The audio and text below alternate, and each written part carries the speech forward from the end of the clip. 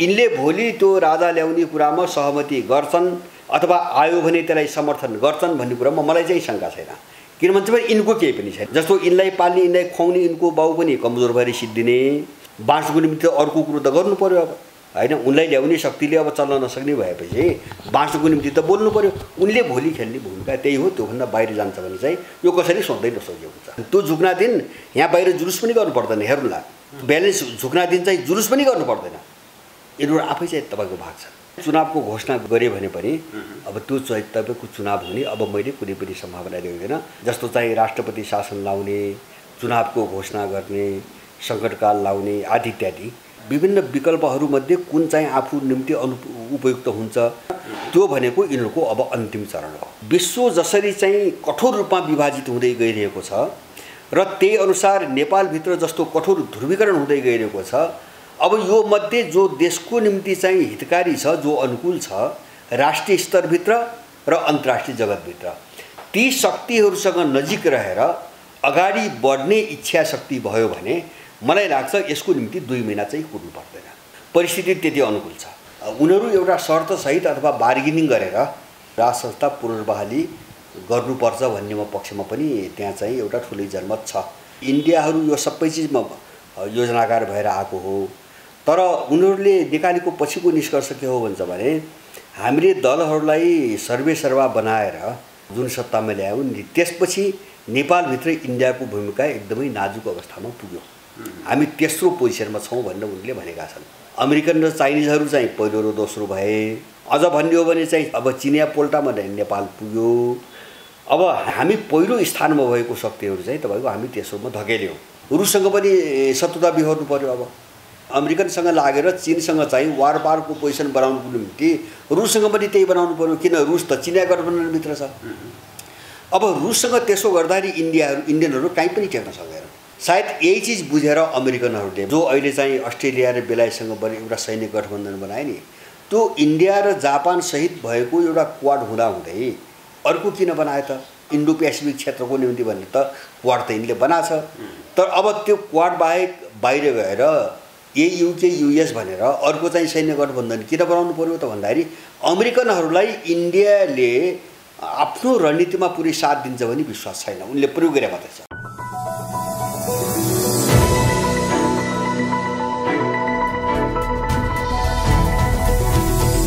हिमाल online TV देशको पछिल्लो राजनीतिक घटनाक्रमको विषयमा कुराकानी गर्नका लागि राजनीतिक विश्लेषक तथा त्रिमूल नेपालका अध्यक्ष भरत दाहाल हुनुहुन्छ। दाइ, स्वागत छ यहाँलाई। हजुर, धन्यवाद। पछिल्लो केही दिन यता नेपालको राजनीतिमा जस्तो प्रकारका घटनाक्रमहरू देखिएका छन्, एमसीसीको असफलतासँगै अहिले मुलुकैभर नेपाल राजनीतिको नयाँ कोषमा प्रवेश गर्यो र चीनले नेपाललाई 1 अर्ब अमेरिकी डलर दिने घोषणा गरेको छ, अथवा 1 अर्ब अमेरिकी डलर हामी दिन्छौँ एमसीसी नगर्नु भनेपछि नेपालको राजनीतिमा थप तरङ्ग सृजित भएको छ भनेर भनिन्छ। यो एमसीसी सम्झौताको असफलताले नेपालको राजनीति कुन बिन्दुतर्फ, कुन बाटोतिर प्रवेश गर्यो? अब यो एमसीसीको असफलतालाई पहिले पनि धेरै पटक भनेको छु। एउटा विश्व राजनीतिमा अमेरिकी नेतृत्वको जो एउटा पश्चिमा गठबन्धन थियो त्यसको असफलता हो भनेर हामीले बुझ्नुपर्छ एमसीसीको। जस्तो यिनीहरूले यहाँ एमसीसीलाई के भन्छ भने अब अमेरिकाको 55 अरब रुपियाँ नलिएपछि देश कङ्गाल हुन्छ, देश डुब्छ, त्यत्रो पैसा आदि इत्यादि यिनीहरूले धेरै प्रचार गरे। तर योभन्दा अगाडि चिनिया राष्ट्रपति नेपाल आउँदा 60 अर्ब चाहिँ नेपाललाई दिने भनेर अब उनले त्यो बेला भनेका थिए हैन। तर त्यो 60 अर्बको विषयमा यत्रो होहल्ला भएन हैन। मलाई लाग्छ त्यो 60 अर्बको कुरा पनि कहाँ थियो भन्छ भने एमसीसीको 55 अर्बलाई यिनीहरूले जुन ढङ्गले प्रस्तुत गर्न खोजेका थिए नि, अब त्यो चाहिँ गलत कुरा हो, त्यो चाहिँ अमेरिकनहरूको एउटा चाहिँ रणनीति अन्तर्गत गरिएको प्रचार हो भन्ने कुरा स्पष्ट पार्नकै निम्ति त्योभन्दा अलिकति बढाएर उनले 60 अरब भनेको जस्तो मैले चाहिँ तपाईँको मान्छु हैन। किन 55 अरब भने ठुलो कुरो होइन। त्यो अमेरिकाले चाहिँ एउटा अनावश्यक प्रोपोगन्डा अब नबुझ्ने मान्छेहरूलाई प्रचार गरेर चाहिँ तपाईँको त्यसको पक्षमा जनमत बनाउने एउटा कोसिस मात्रै हो त्यो भन्ने आशयमा चाहिँ उनीहरूले त्यो 60 अरबको चाहिँ त्यो बेला घोषणा पनि गरे।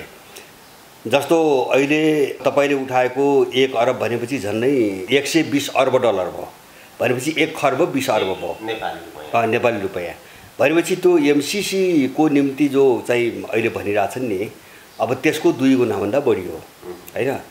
अब यो हुन सक्छ मैले आधिकारिक रूपमा त्यो प्रस्ताव गरे त्यो टुङ्गो लाग्यो लागेन म भन्न सक्दिनँ तर त्यो के अर्थमा हुन सक्छ भन्छ भने अब 1 अर्ब डलर चाहिँ तपाईको सहयोगको चाहिँ प्रस्ताव दिइसकेपछि यिनीहरूको रवैया के हुन्छ हैन। त्यो एउटा कोणबाट यिनीहरू एक्सपोज हुन्छन् जस्तो 55 अर्ब नभएपछि हामी डुब्छौँ भन्दैछन् नि उनीहरू हामी डुब्छौँ भन्दैछन्। अब त्यसपछि जस्तो 120 अर्ब पाएपछि यिनीहरू के भन्छन् हैन भन्ने पनि एउटा तपाईको प्रश्न आउँछ अथवा यसलाई स्वीकार के गर्छन् त्यो पोजिसन पनि देखिन्छ। मलाई लाग्छ यो दुवै चिजको चाहिँ तपाईको जाँच गर्नकै निम्ति पनि त्यो प्रस्ताव गरिएको हुन सक्छ यदि हो भने।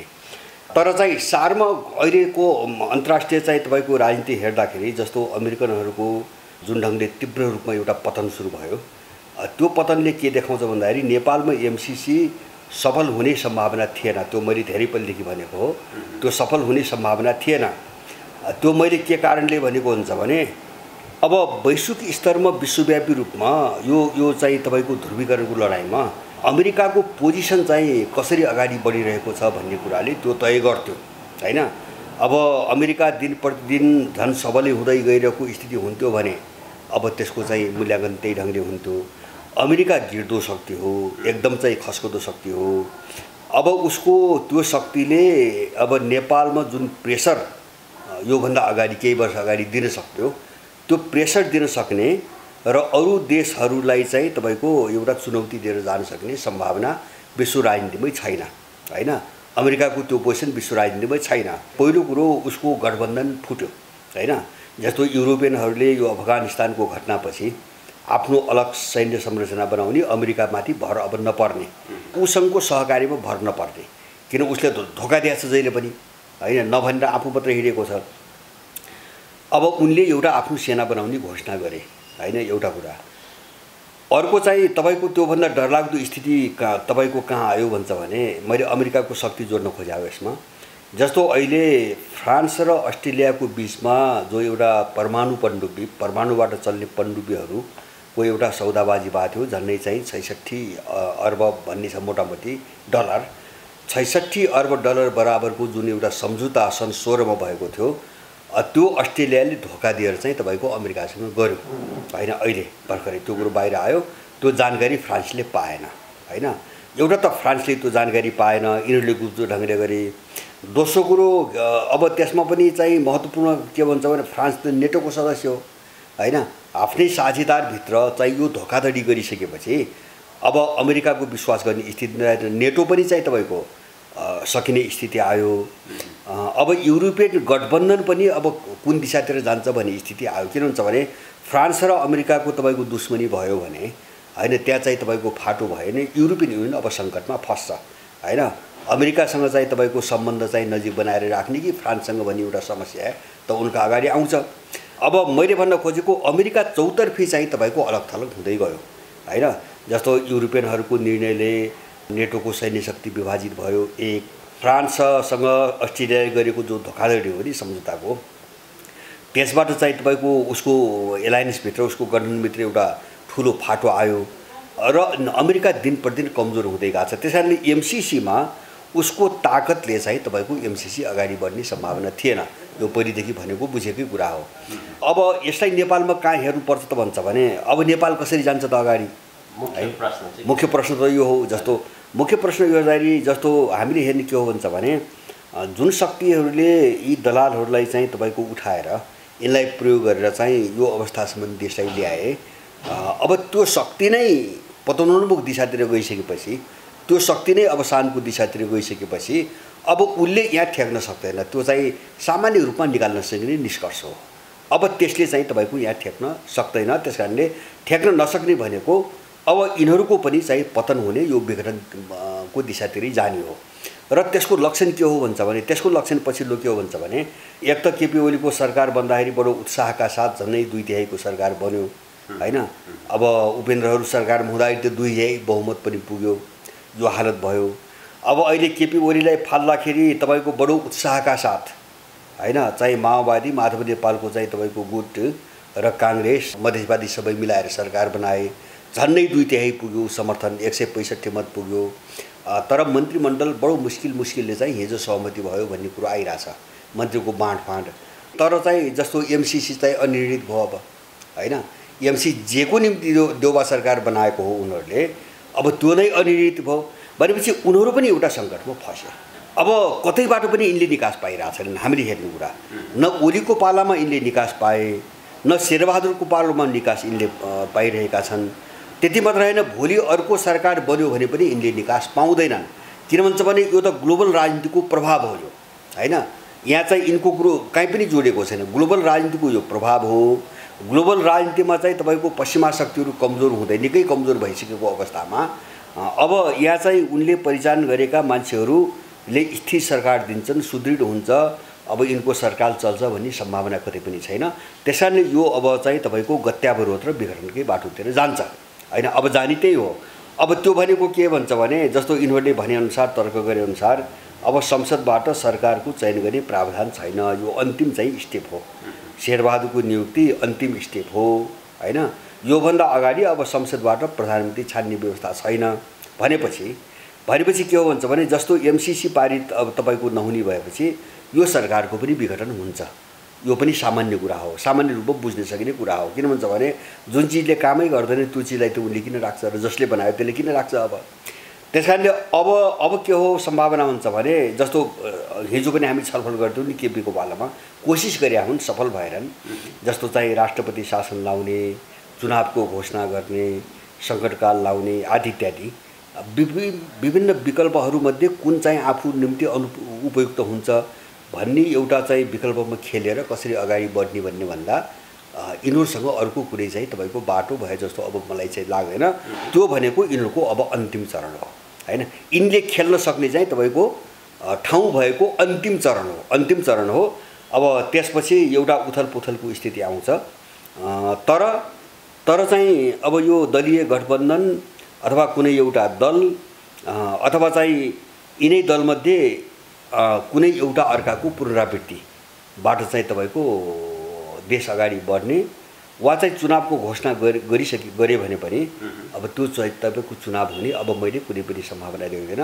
मेरो आफ्नो बुझाइमा चाहिँ यिनको चाहिँ तपाईँको अन्तिम पतनको एउटा चरणतिर चाहिँ तपाईँको परिस्थिति अगाडि बढेको छ। अहिलेको परिस्थिति हेर्दाखेरि चाहिँ जस्तै अन्योलता, अस्थिरता त देखिन्छ। कतिपयले के भन्छन् भने नेपालमा केपी शर्मा ओली र शेरबहादुर देउवा मिलेर चुनाव गराउनेछन्, त्यो प्रकारको भित्री तयारी देखिन्छ भनेर भनिन्छ। कतिपयले चाहिँ होइन, अब यो व्यवस्था रहन सक्दैन, यो संविधान पनि रहन सक्दैन, खारेजीको प्रक्रियामै जान्छ, एउटा ठुलो जनआन्दोलन चल्छ भनेर पनि भनिन्छ।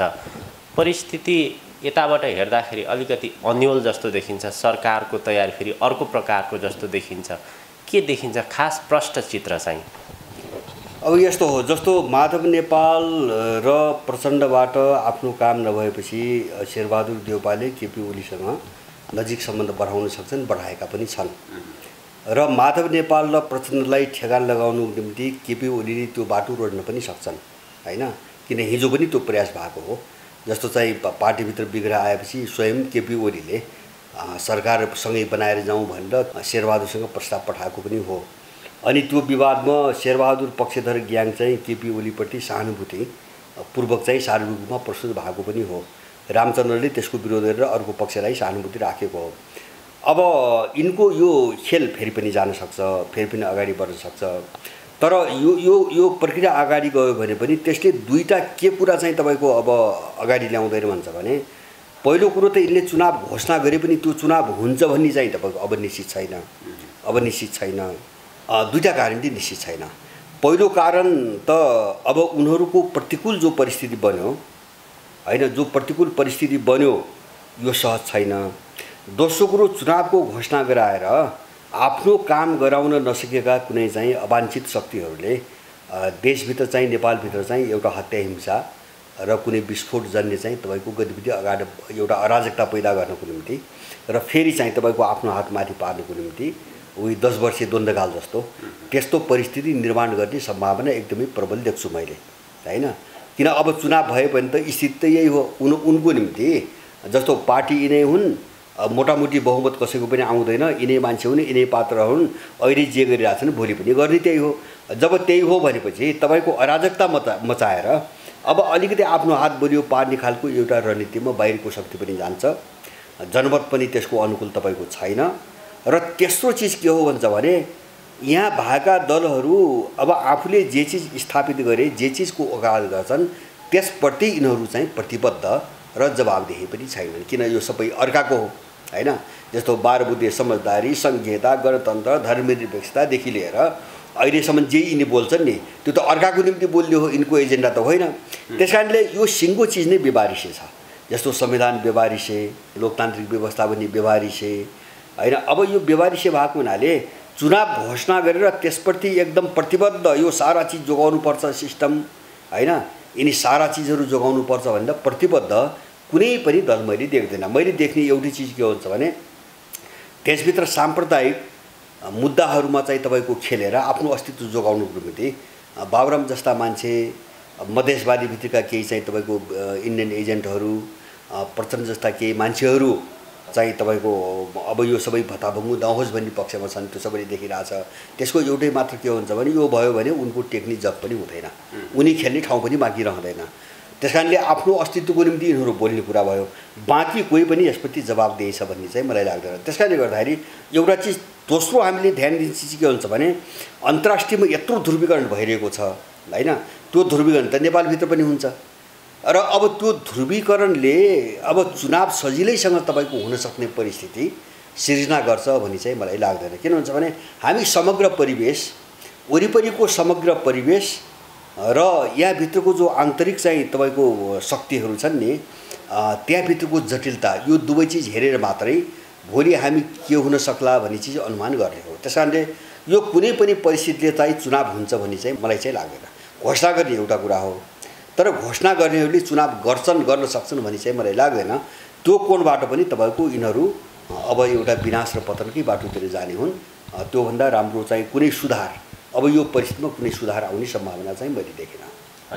सरकारको कुरो हेर्दाखेरि तीव्र गतिमै कार्यक्रमहरू अगाडि बढाएर देउवाको जति कार्यकाल छ त्यो अवधि लाने र चुनावको मिति तय गर्ने यस्तो प्रकारको तयारी देखिन्छ सरकारको।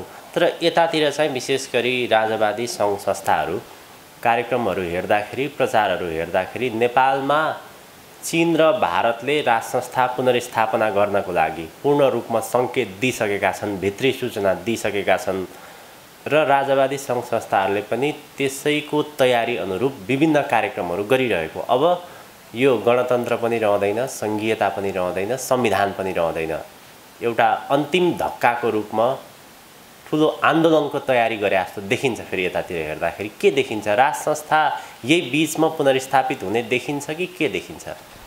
होइन, यस्तो हो जस्तो अब एउटा चाहिँ तपाईँले भन्नुभयो नि बाहिर मान्छेहरूले जे भनिरहेका छन्, अब परिस्थितिले त्योभन्दा अर्को निष्कर्ष निकाल्दैन। मैले देखेको पनि परिस्थितिले त्योभन्दा अर्को निष्कर्ष निकाल्दैन। दोस्रो चिज चाहिँ तपाईँको अब इन्डियाले अथवा चिनले समर्थन गरेका छन् भन्ने कुरो म आधिकारिक रूपमा म भन्न चाहन्न, हैन? म भन्न सक्दैन। अब कसको कहाँ के सम्बन्ध छ भन्ने कुरो मलाई जानकारी छैन। मैले सामान्यतः बुझेको के छ भन्छ भने संघीयता, धर्मनिरपेक्षता थोपरेपछि र राज संस्था फालेपछि चिनियाहरूले पहिलेदेखि असन्तुष्टि व्यक्त गर्दै आएका छन्। रसियनहरूको पनि त्यही हो। र पछिल्लो कालमा इन्डियाको के हो भन्छ भने इन्डियाहरू यो सबै चिजमा योजनाकार भएर आएको हो। तर उनीहरूले निकालेको पछिको निष्कर्ष के हो भन्छ भने हामीले दलहरूलाई सर्वेसर्वा बनाएर जुन सत्तामा ल्यायौँ नि त्यसपछि नेपालभित्र इन्डियाको भूमिका एकदमै नाजुक अवस्थामा पुग्यो। हामी तेस्रो पोजिसनमा छौँ भनेर उनले भनेका छन्, हैन? अमेरिकन र चाइनिजहरू चाहिँ पहिलो र दोस्रो भए, हैन? अझ भन्ने हो भने चाहिँ चीन चाहिँ के अरे अब चिनिया पोल्टामा नेपाल पुग्यो। अब हामी पहिलो स्थानमा भएको शक्तिहरू चाहिँ तपाईँको हामी तेस्रोमा धकेल्यौँ। त्यसैले गर्दाखेरि यसमा पुनर्विचार गर्नुपर्छ भन्ने चाहिँ तपाईँको त्यहाँ ठुलो जनमत बनेको छ, इन्डियन राजनीतिक वृत्तमा जनमत बनेको छ। अब तर पुनर्विचार गर्दाखेरि पनि उनीहरूलाई ठुलो जोखिमको चाहिँ तपाईँको शङ्का उनीहरू गर्छन्। जस्तो उनीहरूमा बहस के छ भन्छ भने अब राजा आएपछि चाहिँ बदला लिन्छ कि भन्ने छ होइन। किन फाल्ने मूल एजेन्डा त इन्डियनको हो, इन्डियनकै एजेन्डामा फालिएको हो। अब त्यो बदला लिन्छ कि भन्ने छ होइन। अथवा उनीहरूले त्यो बदला लिन नपाओस् भनेर उनले कहिले बेबी किङ कहिले सेरेमोनियल किङ दुनियाँभरिको प्रस्ताव राख्न पठाए। उनीहरू चाहिँ त्रसित र सशङ्कित पनि छन्। अनि बिचमा त्यो खेल्नको निम्ति जस्तो आरएसएस मार्फत तपाईँको हिन्दुत्वको कभरमा जो खेलिरहेछ नि उसको रणनीति के देखिन्छ भन्छ भने नेपालीहरूको यो हिन्दू सेन्टिमेन्टलाई भगाउनुको निम्ति हिन्दू राज्यको कुरा गर्ने तर हिन्दू अधिराज्यको कुरा नगर्ने। किन हिन्दू अधिराज्य भनेपछि राज संस्था सहितको भयो होइन। अहिले पनि आरएसएसको चाहिँ मुख्य एजेन्डा राज संस्था फर्काउनु भन्ने छैन। तर नेपाल यस्तै भयो भने के हुन्छ त इन्डिया भोलि होइन। जस्तो दलहरूले यत्रो चाहिँ तपाईँको उठाएर ल्याइदिँदाखेरि पनि इन्डियाको पक्षमा त खासै काम गर्न सकेनन्, अरू हाबी भए। त्यस कारण यही स्थिति अगाडि गयो भने हाम्रो झन् सत्यानाश हुन्छ भनेर उनीहरू अलिकति राजासँग बार्गेनिङ गर्ने, उनका मान्छेसँग बार्गेनिङ गर्ने, आफ्नो हितको विरुद्धमा काम नहोस् भन्ने खालका केही कुराहरू चलाइराखेको जस्तो बुझिन्छ। र आरएसएस अहिले पनि त्यो पक्षमा छैन होइन, पक्षमा छैन।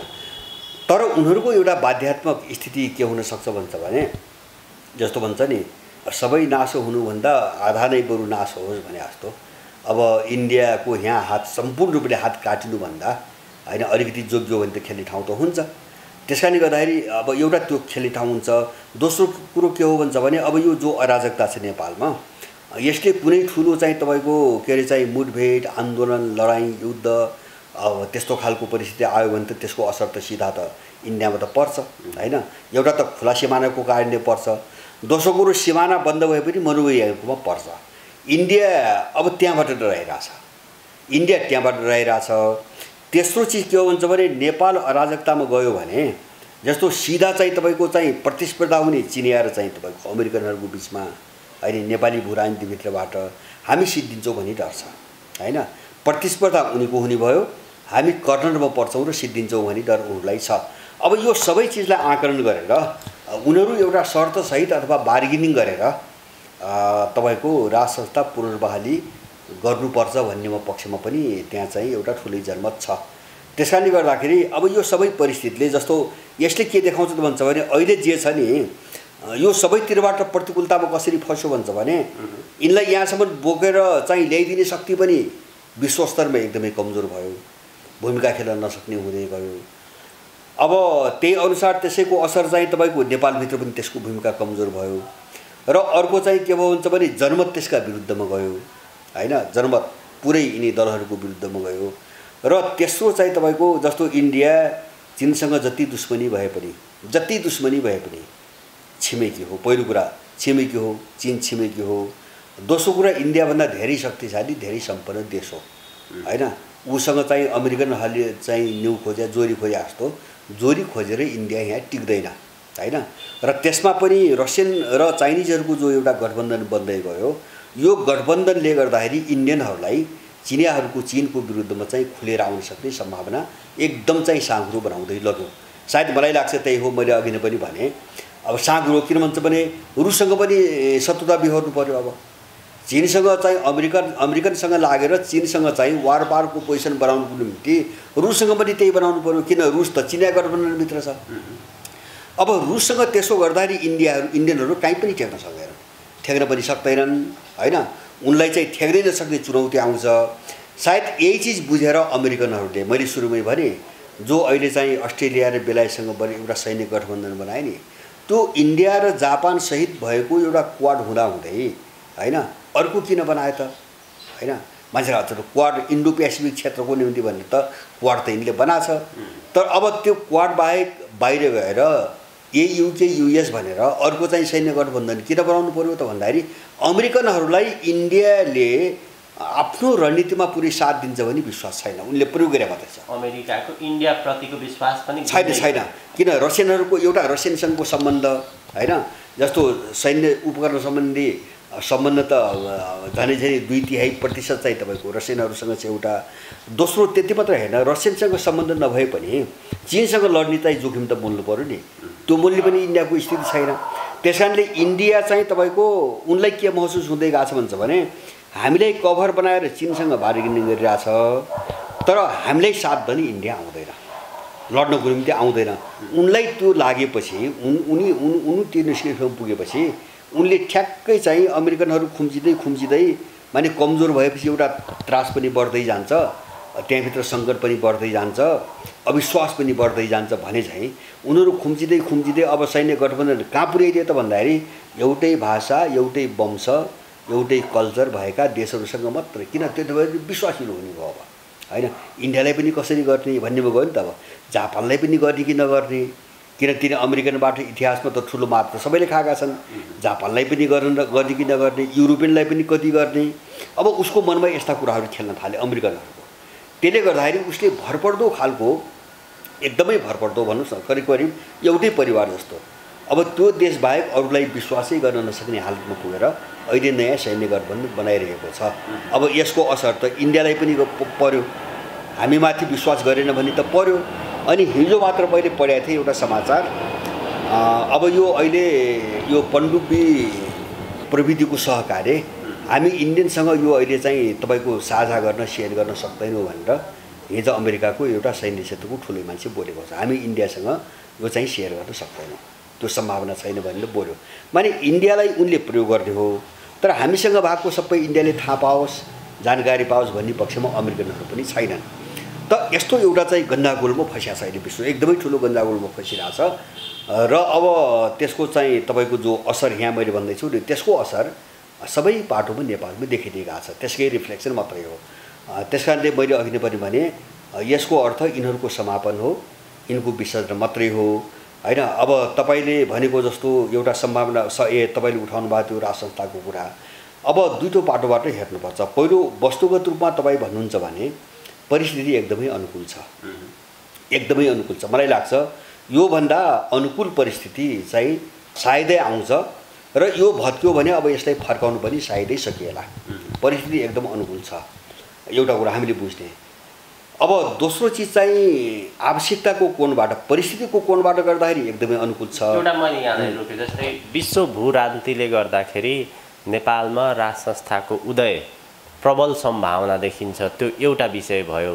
तर राज संस्थाको विषयमा चाहिँ दरबार आफैले औपचारिक रूपमा केही पनि भनेको छैन, उसको आधिकारिक सूचना बाहिर केही पनि आएको छैन। राज संस्थाको कुरा गर्ने जति पनि सङ्घ संस्था अभियन्ताहरू छन् उनीहरू चाहिँ 100% ढुक्कका साथ राजा आउँछन्। त्यसको अर्थ उनीहरूले इन्डियाबाट आधिकारिक सूचना, भित्री सूचना पाएर नै ढुक्कका साथ लागेका हुन् कि के भन्न सकिन्छ? यो चाहिँ होइन, यस्तो हो जस्तो इन्डियामा कसैले भने होला, अब यसलाई आधिकारिक नमानौँ, जस्तो बाहिर कसलाई के लाग्यो, कसको इन्डियाको कुन तत्त्वसँग सम्बन्ध छ, अब कसको चाहिँ कुन देशको तत्त्वसँग सम्बन्ध छ, उनका पनि आफ्ना आफ्ना कुरा हुन्छन् होइन। इन्डियाभित्र पनि उनका मनैका कुरा न हुन् होइन। इन्डियाको चाहिँ आधिकारिक अफिसियल चाहिँ तपाईँको निर्णय त होइन। कसैलाई अब धार्मिक सङ्गठनले भने होलान्, कसैलाई बिजेपीका मान्छेले भने होलान्, कसैलाई केही काङ्ग्रेस आइकाले भने होलान्, त्यही आफ्ना आफ्ना चिना मान्छेले भन्ने कुरा भए होइन। अब दुईवटा चिज हेर्नु हो यहाँ, हामीले के भन्छ, मैले एउटा भने नि, अब वस्तुगत परिवेशको तर्फबाट भन्नु हो भने परिस्थिति एकदमै अनुकूल छ, एउटा पाटो हामीले बुझ्नुपर्ने। दोस्रो चाहिँ आवश्यकताको कोणबाट मैले बारम्बार भनेको छु, यो 62 साल माओवादी युद्धपछि देश जो लिक्विडेसनमा गयो, दरबार हत्याकाण्डपछि यो तरलता रोकिने सम्भावना छैन। देश यसै गरी 1-1.5 वर्ष अगाडि बस्यो भने त्यो आफै थला पर्छ, उठिन सक्ने गरी सिद्धिन्छ। त्यसकारणले यो तरलतालाई कसरी रोक्ने भन्ने एउटा ठुलो चुनौती हाम्रो अगाडि छ होइन। अब यो तरलतालाई रोक्नुको निम्ति अहिले बाहिर भएका विकल्पहरूमध्ये शक्तिका रूपमा जो विकल्प छन् नि, अब विकल्प बनिसकेका बनाऊ, भोलि बन्ने होइन, अहिले भएका जो विकल्पहरूको हामी कुरो गर्छौँ त्यो चाहिँ तपाईँको दरबारभन्दा अर्को विकल्प शक्तिका रूपमा छैन, कमजोर छन् धेरै होइन। त्यो बाहेक उसले यो काम गर्न सक्दैन। आवश्यकताको कोणबाट पनि अहिले त्यो सम्भावना छ। अब बाँकी रह्यो चाहिँ तपाईँको इच्छा शक्ति र पहल गर्ने। जस्तो यो दुईवटा चिज मात्रै भएन नि, आवश्यकता मात्रै भएर पनि भएन, परिवेश बन्ने मात्रै पनि भएन। अब उसकै भूमिका के भन्ने कुरा आयो, उसकै भूमिका के, जस्तो राज संस्थाको भूमिका के।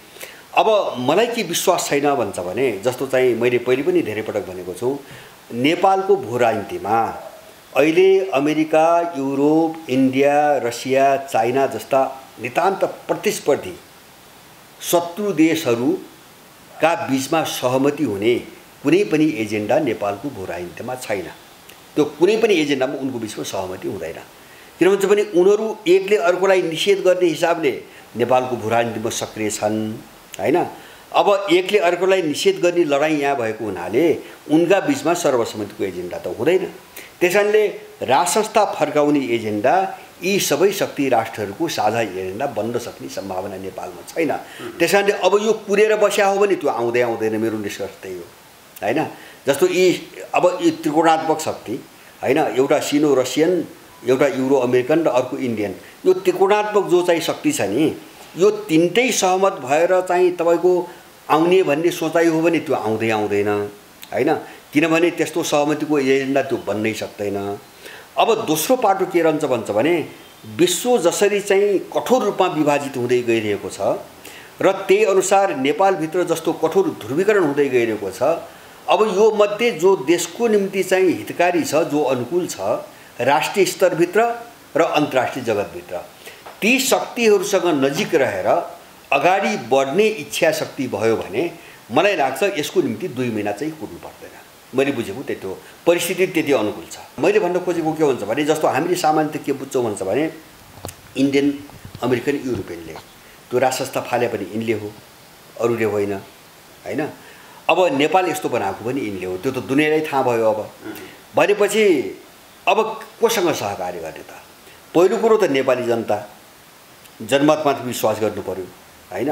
त्यो कुलीनहरूको पहिलोको जो सर्कल वर्ग छ नि, त्यो वर्गभित्र बसेर चाहिँ काम लागिँदैन।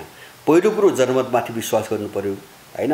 दोस्रो कुरो के हुन्छ भने अब यो चाहिँ तपाईको अन्तर्राष्ट्रिय चाहिँ लडाईसँग जोडिन पुग्यो भने अब अहिले चाहिँ इन्डो पश्चिमी खेमाको विरुद्धमा जुन शक्ति विश्वव्यापी रूपमा लडिरहेको छ, हामी त्यससँग नजिक हुनुको विकल्पै छैन। मैले विकल्पै देखेँ। किन यो लडाईँ हो? हामी कुनै देशको पक्ष र विपक्ष होइन, यो कुनै विदेश नीति पनि होइन, केही पनि होइन। तर यथार्थ के हो भन्छ भने इन्डो पश्चिमा शक्तिहरू चाहिँ नेपाललाई यस्तो बनाउने दुष्ट शक्तिहरू, अब उनको पन्जाबाट देशलाई मुक्त गर्न के गर्ने त? हामीले रसियन र चाहिँ तपाईको चिनियाहरूसँग सहकारी नगरिकन, नजिक नभइकन देश हामी कसरी बचाउने? देश डुबाउने, हैन। अहिले चाहिँ समदूरीका कुरा गरेर, हैन, आक्रमणकारी र चाहिँ तपाईको एउटा मित्र देश एउटै हो भनेर चाहिँ तपाईको वाह्यातका कुरा गरेर हामी देश डुबाउने, हामी त्यो गर्न सक्दैनौँ। राज संस्था पुनर्स्थापित हुने कुरामा रोकेको चाहिँ कसले भन्ने कुरा, जस्तै अन्तर्राष्ट्रिय भू राजनीति हेर्ने भने अमेरिका, पश्चिमाहरूको नेपालमा प्रभाव एकदमै कम हुँदै गएको छ। उनीहरू आफै नै गिर्दो अवस्थामा छ र नेपालमा चीन र भारतको विशेष गरी विशेष चासो छ नेपालमा राज संस्था पुनर्स्थापित होस् भनेर। भित्री रूपमा उनीहरू चाहन्छन् पनि। नेपालमा राज संस्थाको पक्षमा जनमत पनि बढेको छ, विभिन्न कार्यक्रमहरू पनि भइरहेका छन्। अघिल्लो वर्षको कुरा गर्ने हो भने सम्भवतः 2 महिना कर्दैन थियो, दसैँ कर्दैन, तिहार कर्दैन, हदै गए छठसम्म जाला भन्ने थियो। माहौल त देखिन्छ, उत्तर र दक्षिणको सपोर्ट पनि देखिन्छ। यो रोकेको चाहिँ कसले हो? खास होइन, रोकेको भ्रमले हो। मैले भने यो भ्रमले हो। जस्तो चाहिँ तपाईको एउटा वर्ग चरित्र कस्तो हुन्छ भन्छ भने के जो चाहिँ मान्छे आम जनताको वर्गमा घुलमिल भएको हुँदैन, जसले त्यो पंक्तिको मनोविज्ञान बुझेको हुँदैन, अथवा जसको जीवन पद्धति आम मान्छेहरूको भन्दा धेरै बाहिरबाट चलिरहेको हुन्छ, उसले चाहिँ तपाईको त्यो पावर हेर्छ। जनतालाई पावर मान्दैन क्या। मैले दरबारको समस्या त्यो जस्तो लाग्छ, हैन। जस्तो चाहिँ तपाईको दरबारिया चाहिँ तपाईको खानदान, उनीहरूको वरिपरिको घेरा, त्यो अन्तर्राष्ट्रिय घेरा, राष्ट्रिय घेरा, हैन, त्यो भने त कुलीनहरूको घेरा हो, हैन। अब त्यो कुलीनहरूको एउटा मानसिकता के हुन्छ भने सबैलाई रिझाउने, हैन, सबैको प्यारो भएर चाहिँ तपाईको खाने भन्ने हुन्छ उनीहरूको। उनी जोखिम मूल्य मानसिकताको उनीहरू हुँदैनन्, हैन। किन हुँदैनन् त भन्छ भने उनले चाहिँ राजनीतिको जो पेचिलोपन हो नि, हैन, राजनीतिको जो चाहिँ तपाईको जटिलता हो नि, त्यसलाई राम्रोसँग बुझेका हुँदैनन्, हैन।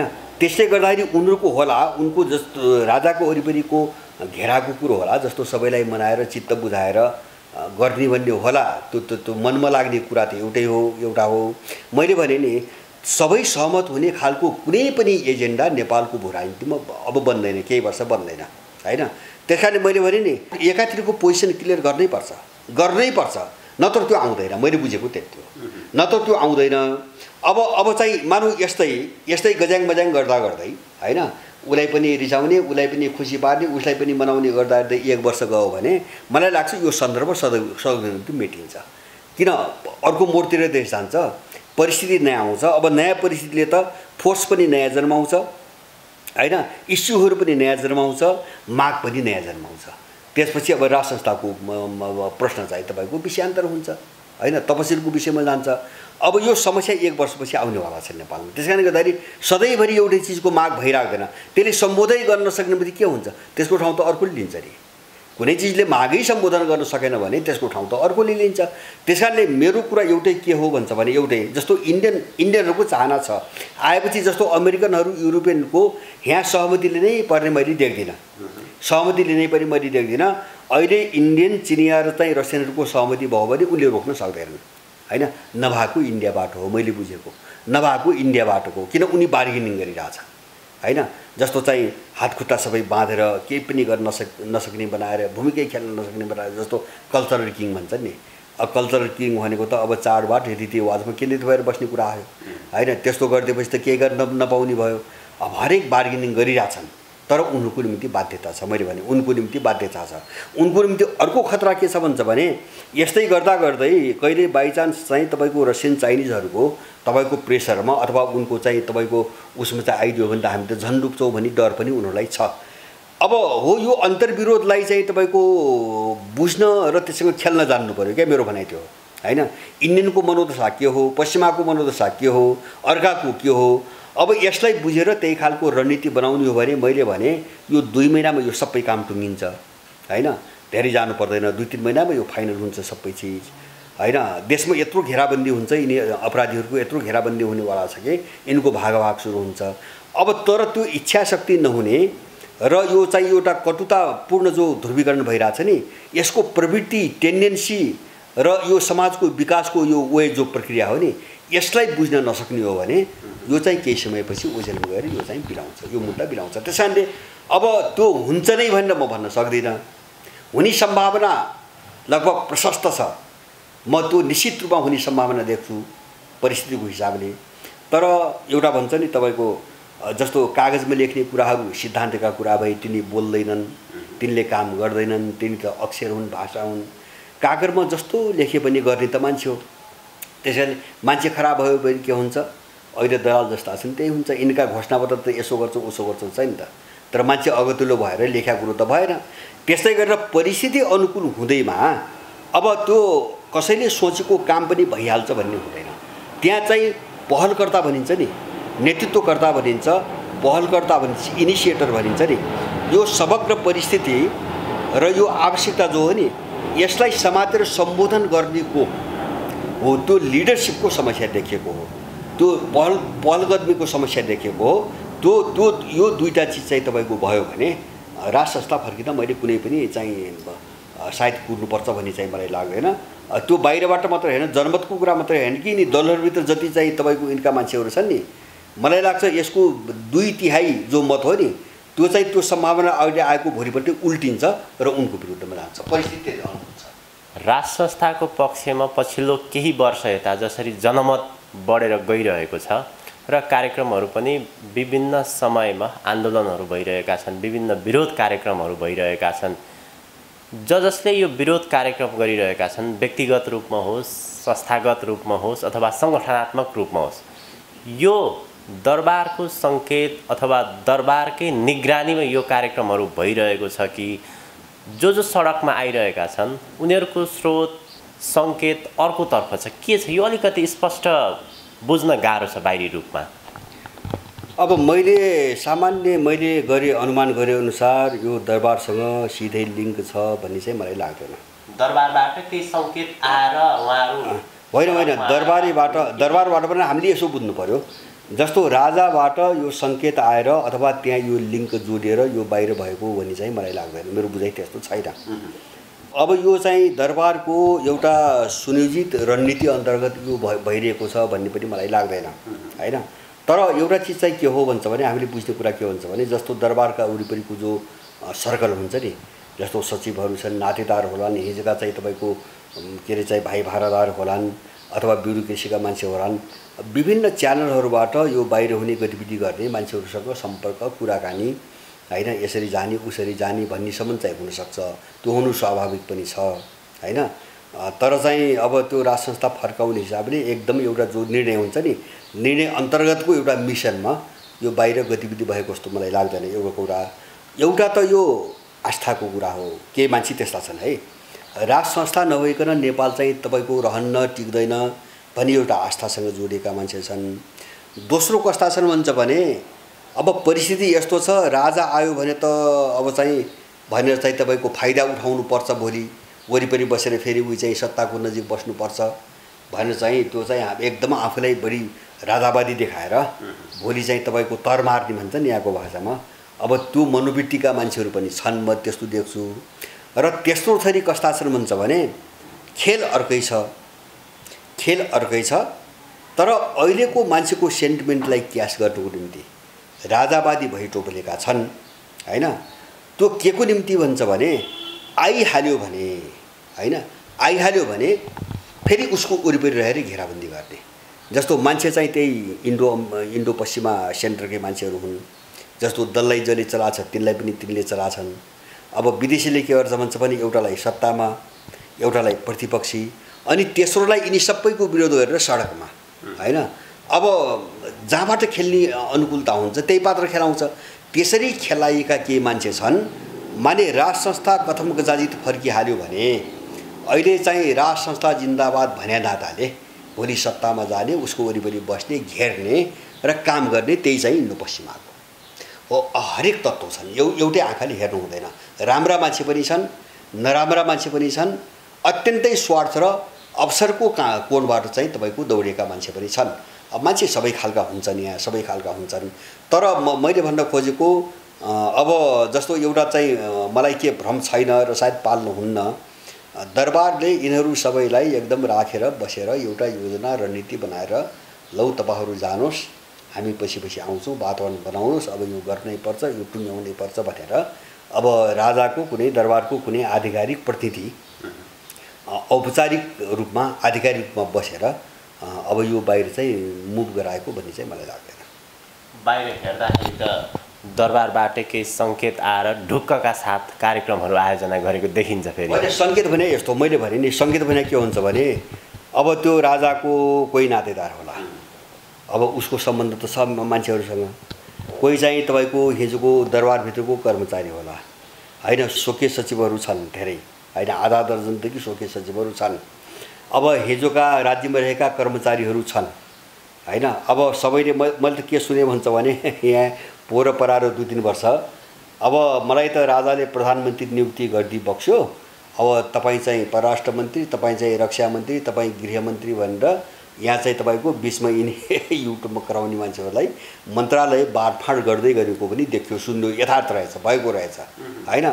तर अब त्यस्ता मान्छेहरू चाहिँ त्यो दरबारको चाहिँ तपाईँको छायाको नजिक पनि नपुगेका मान्छेहरू मैले प्रधानमन्त्रीको नियुक्त पाइसकेँ, तपाईँलाई यो मन्त्रालय भनेर यो बाँडफाँड त 3 वर्ष अगाडि गरिसकेका थिएँ। माने यस्ता मान्छे हुन्छन् मैले भने नि। त्यस कारणले गर्दाखेरि होला जस्तो दरबारको नातेदारले अब केही भनिदिएको होला, त्यो सुन्ने मान्छेलाई त ओहो यो त दरबारको नाता पर्छ भन्छ उसले हैन, यो चाहिँ राजाको स्वकीय सचिव हो भन्छ हैन, सुन्ने त आधिकारिक मान्ने भयो, यस्तो खालको कुरो होला। तर यो बनाउ चाहिँ तपाईँको एउटा चाहिँ डिजाइनभित्रको चाहिँ यो मुख चाहिँ होइन, तर चाहिँ राज संस्था चाहिन्छ भन्ने मुख हो, मैले बुझेको त्यति मात्रै हो। अहिले कतिपय विश्लेषणात्मक टिप्पणी चाहिँ के सुनिन्छ भने नेपालमा राज संस्था पुनर्स्थापित गर्ने सवालमा स्वयं प्रधानमन्त्री शेरबहादुर देउवा र पुष्पकमल दाहाल प्रचण्ड नै लागेका छन् भित्री रूपमा भनिन्छ। यो बाटोतर्फ जाने सम्भावना चाहिँ कति हो? यो सम्भावना एकदम छ। हजुर, सम्भावना एकदम छ होइन। जस्तो पुष्पकमल मात्र होइन, जस्तो आफू सिद्धे हामी पतित भयौँ, हाम्रो मुकुन्ड उग्रियो, हामी चाहिँ विदेशीका चाहिँ बुख्याचा र प्यादाभन्दा बढी केही हैनौँ भन्ने कुरो आम मान्छेले बुझे भन्ने कुरो थाहा पाएर यिनीहरू चाहिँ के हो भोलि भन्ने मानसिकतामा यिनी सम्बन्ध नजिक देखाउन धेरै मान्छे लागेका छन्।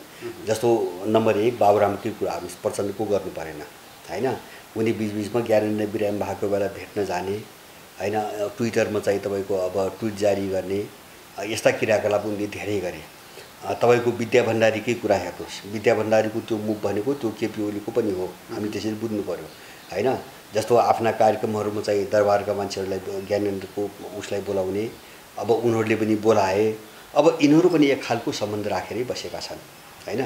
अब प्रचण्ड जस्ता मान्छेको के हो भन्छ भने अब अक्करमा परे, अब चाहिँ तपाईँको यतारुति गर्न सक्ने स्थिति भएन, अब सिद्धिने नै स्थिति आयो भन्ने भयो भने चाहिँ अब परिस्थितिले गर्दाखेरि अलि गलत ढङ्गले बुझिएछ, सबै मिलेर जानु पर्दो रहेछ, हामीले यो रियलाइज गऱ्यौँ। जस्तो माओवादीलाई त्यत्रो मान्छे मराएर धोका दिँदाखेरि के भने यिनीहरूले भन्छ भने बहाना के बनायो भन्छ भने यो संसदीय व्यवस्थामा आउनुभन्दा अगाडि सारा विदेशीसँग सल्लाह गरेर सबै योजना बनाएर यिनले दस्तावेज के लेखे भन्छ भने अमेरिकी साम्राज्यवादलाई हामीले सर्लक्कै घेरा हालिसक्यो, दस्तावेज त्यही छैन, घेरा हालिसक्यो, घेरा हालेर हामीलाई कत्लेआम बनाउने डिजाइनमा अमेरिकी साम्राज्यवाद आयो, त्यसको घेरा तोडेर चाहिँ त्यसलाई असफल पार्न हामी संविधान सभाबाट चाहिँ तपाईँको जाने भनेर एउटा कार्यनीति ल्याउनुपर्छ, कार्यनीति ल्याउने अनि शान्तिपूर्ण कुरा गर्ने अनि चाहिँ संविधान सभा भनेर चाहिँ उपत्यका घेर्ने र सत्ता कब्जा गर्ने उनले निर्णय गरे त त्यो हो हैन हो।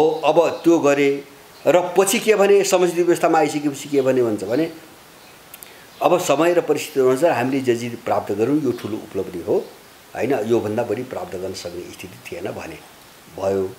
अब के भन्छन् भन्छ भने हामीले सबैलाई स्पेस दिनुपर्छ, सबै चाहिँ सहकार्य गर्नुपर्छ, अब त्यो नगरिकन चाहिँ देश स्थिर हुन्न भन्ने कुरा अलि बुझेन। अब हाम्रो अगाडि त्यस्तै बाध्यता पनि थिए, सबैले मानेनन् भन्छन्, यिनीहरू जिन्दाबाद भन्न लाग्छन्, त्यसमा मलाई शङ्का छैन। अब शेरबहादुरको कुरै नगरौँ, शेरबहादुरहरू अब त्यो पैसामा खानपानमा यताउति पदमा चाहिँ तपाईँको अब यसो विदेशीले गर भनेपछि गरिदिने मान्छे हुन्। उनीहरूको चाहिँ काङ्ग्रेसको राजा फाल्ने एजेन्डा पनि होइन, अब विदेशीको आवश्यकता पर्यो, अब राजा त उनको चाहिँ के अरे राष्ट्र प्रमुख मान्ने उनको पार्टी लाइन भयो मात्रै भयो, विदेशी त उनको बाउ भयो हैन, उनलाई पालेको खुवाएको उठाएको बाउ भयो हैन। अब त्यसैले बाउले भने बढी मान्नु पर्यो, होइन काङ्ग्रेसले गर्दै त्यति हो, बाउले भनेको बढी मानिदिनु पर्यो हैन। यतातिरको चाहिँ छुट्टै केस हो, बाउको केस होइन, बाउले भने मानिदिनु पर्यो, काङ्ग्रेसले मानिदिया हो। त्यस कारणले अब उनले भनि पनि रहेछन् हैन, हामी चाहिँ गलत ढङ्गले फस्याउँ, हाम्रो राजा फाल्ने पनि होइन, हाम्रो धर्मयुक्त एजेन्डा पनि होइन, हाम्रो संहिता पनि होइन, धेरै काङ्ग्रेसले भनिरहेछन् नि, भनिदिन्छन् लाज नभएकालाई, जसको विचार हुँदैन, नैतिकता हुँदैन हैन, चरित्र हुँदैन, अब एउटा चाहिँ जवाबदेहिता हुँदैन, त्यो मान्छेले जे पनि भनिदिन्छ। त्यस कारणले गर्दाखेरि यिनले भोलि त्यो राजा ल्याउने कुरामा सहमति गर्न सक्छन् अथवा आयो भने त्यसलाई समर्थन गर्छन् भन्ने कुरामा मलाई चाहिँ शङ्का छैन। किन भन्छ भने यिनको केही पनि छैन, मैले बुझेको थिएँ। जस्तो यिनलाई पाल्ने यिनलाई खुवाउने यिनको बाउ पनि कमजोर भएर सिद्धिने भएपछि त बाँच्नु त पऱ्यो नि त, बाँच्नुको निम्ति अर्को कुरो त गर्नु पऱ्यो अब हैन। उनलाई ल्याउने शक्तिले अब चल्न नसक्ने भएपछि बाँच्नुको निम्ति त बोल्नु पऱ्यो। उनले भोलि खेल्ने भूमिका त्यही हो, त्योभन्दा बाहिर जान्छ भने चाहिँ यो कसैले सोच्दै नसकेको हुन्छ। जस्तै दरबार निकटको कुरा गर्ने हो भने त केपी शर्मा ओली चाहिँ दरबार निकटका मान्छे हुन्। उनी प्रधानमन्त्री हुँदाखेरि दुई पटक संसद भङ्ग गरे, त्यो संसद भङ्ग गर्नुको कारण नेपालमा राज संस्था पुनर्बहाली गर्नको लागि एउटा बाटो खोलिदिएको हो, त्यो बाटोमा लागेका छन् भनेर भनिन्थ्यो। फेरि अहिले त माहौल फेरि अर्कै जस्तो देखियो। यसलाई चाहिँ छोटकरीमा कसरी टिप्पणी गर्न सकिन्छ? होइन, मलाई त्यस्तो लाग्दैन। जस्तो एक अर्काको रिस ईर्ष्याको कारणले अर्कालाई अप्ठ्यारो पार्ने हिसाबले कसैले खेलेको भूमिकाले तेस्रो चाहिँ पक्षलाई फाइदा हुने एउटा कुरा हो हैन। केपी ओली मैले भने नि हामीले हाम्रो रूपमा बुझ्ने के हुन्छ भने यिनी निम्न दर्जाका दलाल हुन् हैन। जस्तो केपी ओलीको त्यो पाटो मात्रै कुरा गर्नु हुँदैन, अर्को पाटोमा के पनि भन्नु पर्यो भन्छ भने 2063 12 बुधे समझदारी 2063 पछिको सारा यो राजनीतिक कोर्ससँग केपी ओलीको विमति कहीँ छ, कहीँ थियो? त्यो थिएन नि। संविधान जारी गर्दासम्म केपी ओलीको विमति त कहीँ थिएन। र अहिले पनि संविधान सबभन्दा राम्रोसँग संरक्षण गर्ने हामीभन्दा अर्को कोही पनि छैन भनेर त हिजो अस्ति नै उनी बोल्दैछन् सत्ताबाट फालिसकेपछि। अब चिज के हो भन्छ भने यो चिजलाई हेरिकन उनको भूमिका पोजिटिभ छ भन्न हुँदैन हैन। त्यो एकदम गलत निष्कर्ष हो। केपी ओली यो सिस्टमको विरुद्धमा छन् भन्ने निष्कर्ष एकदमै गलत निष्कर्ष हो। तर मैले अघि नै भने नि एउटा के हुन्छ भन्छ भने यिनीहरूका आफ्ना स्वार्थको कारणले अथवा एकअर्काप्रतिको रिसिभीका कारणले हैन, प्रतिस्पर्धाका कारणले यिनले गर्ने गतिविधिहरूबाट अर्को कुनै तेस्रो राम्रो परिणाम निस्कन सक्छ।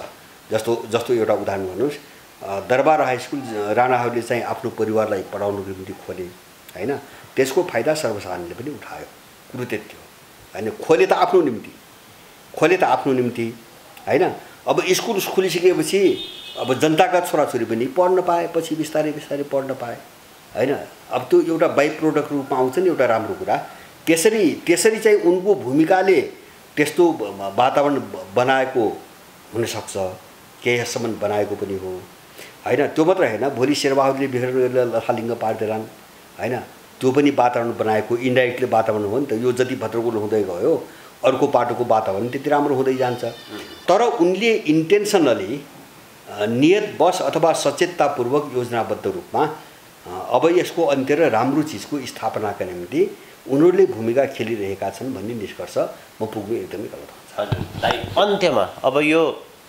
नेपालको अन्यल अस्थिरताको जे राजनीति चलिरहेको छ जस्तो अवस्था छ यो अवधि कहिलेसम्म जाला के देखिन्छ यसको समय अवधि?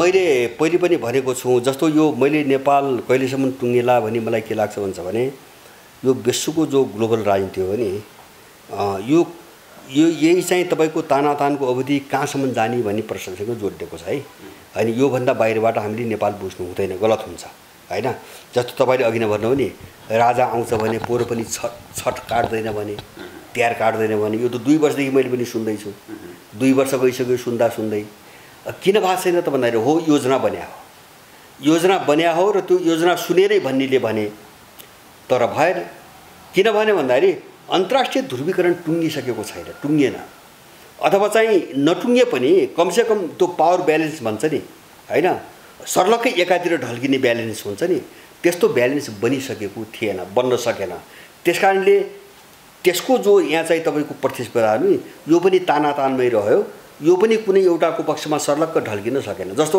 अब त्यो टुङ्गो लाग्ने के हुनुपर्छ भन्छ भने नेपाल भित्रको एउटा हामी भित्रको आन्तरिक पावर ब्यालेन्स भयो नेपालीहरु बीचको हैन दोस्रो नेपाल भित्रको अन्तर्राष्ट्रिय पावर ब्यालेन्स भयो अब यो अन्तर्राष्ट्रिय पावर ब्यालेन्स के हुनु पर्यो भन्छ भने सिनो रसियन चाहिँ तपाईको सिबितिर झुक्नु पर्यो हैन त्यो झुक्ना दिन यी सर्लक्कै जान्छन् त्यो झुक्ना दिन यहाँ बाहिर जुलुस पनि गर्नु पर्दैन हेर्नुला त्यो ब्यालेन्स झुक्ना दिन चाहिँ जुलुस पनि गर्नु पर्दैन यिनीहरु आफै चाहिँ तपाईको भाग छ तर त्यो स्थिति आउन मेरो आकलनमा जस्तो अन्तर्राष्ट्रिय जो यो ध्रुवीकरण छ नि यो शक्ति राष्ट्रहरुको यो ध्रुवीकरण मलाई लाग्छ 1.5 वर्ष बढीमा एक बढीमा गयो भने यो सब फाइनल हुन र अब अमेरिकाको चाहिँ सुप्रिमेसी अथवा चाहिँ महाशक्तिका दिनहरु अब अन्त्य भए भन्न त उनले पश्चिमाहरुले अमेरिकन सेन्चुरीको अन्त्य भयो भनेर युरोप अमेरिकामा धेरैले भविष्यवाणी गरिसकेका छन् अमेरिकाको अन्त्य भइसकेको छ अब यो चाहिँ एउटा रिजल्टको रूपमा चाहिँ बाहिर चाहिँ सतहमा देखिन मात्रै बाँकी हो त्यो कुनै एकात मुठभेडले देखाउँछ भोलि हैन जस्तो अफगानिस्तानमा मुठभेड भएन जस्तो चीनसँग रसियासँग अथवा कसैसँग सानातिना मुठभेडहरु हुनेबित्तिकै यसको असर सबै देखिन्छ अब त्यो देखिन मात्रै बाँकी हो नत्र भने अमेरिकन शताब्दीको अन्त्य भयो भन्ने घोषणा अमेरिकाको विद्वानले पनि गरेका छ युरोपको विद्वानले पनि गरेका छ हैन एसियाको विद्वानले पनि गरेको छ भनेपछि अब यो रला जस्तो अन्तिममा चाहिँ फाइनल भएर अब अमेरिका चाहिँ जुन ढंगले अहिले पनि कोसिस गरिरहेछ नि यस्तो खालको कोसिसै गर्न नसक्ने अवस्थामा पुग्नको निम्ति अधिकतम 1.5 वर्ष लाग्ला अधिकतम मैले बुझेको जस्तो जर्मनी जस्तो पहिलो विश्वयुद्धपछि चाहिँ भर्सेलिस सन्धि र दोस्रो विश्वयुद्धपछि भएको तपाईको सन्धि भन्दा अगाडि त जर्मनी हारे पनि त सल्बलाइरहेको थियो नि त्यो सन्धिले उसको समापन गर्दियो सन्धिको घटनाले त्यस्तै समापन हुनुको निम्ति कुनै घटना घट्नुपर्छ हैन त्यो बेलासम्म एउटा ढङढङी अन्तिम कोसिस त भइराख्छन् सबै अब त्यो समय मलाई लाग्छ 1 वर्ष 1.5 वर्ष भन्दा अगाडि विश्वले अब त्याग्न सक्ने सम्भावना मैले चाहिँ मेरो तर्फबाट देख्दिन त्यो सम्भावना देख्दिन इनको पनि वरिपरि त्यही हो अब त्यो वरिपरि के हो भन्छ भने जस्तो अब चाहिँ एमसीसी पारित भएन अब सरकार विघटन हुन्छ फेरि काम नभएपछि अनि चुनाव घोषणा गर्छन् हैन कोसिस त गर्ला नि चेप्टिनको निम्ति अथवा राष्ट्रपति शासन लगाउलान् त्यसबाट पनि चल्दैन अराजकता हुन्छ हैन मुठभेड होला अलिकति रक्तपात होला यसको निम्ति त टाइम लाग्ने भयो नि अन्तिम सास चाहिँ छोड्ने बेला पनि त अलिकति टाइम त लिनुभयो कोर्स लिनुभयो बस त्यो कोर्सको कुरा मात्रै हो त्यो कोर्स अधिकतम 1.5 वर्ष जाला त्यो भन्दा अगाडि जाने सम्भावना मैले चाहिँ देखेको छैन मेरो मूल्याङ्कन यही हो अत्यन्त धेरै धन्यवाद दाइ यहाँको महत्त्वपूर्ण समय र विचारको लागि हजुर यहाँलाई पनि धेरै धन्यवाद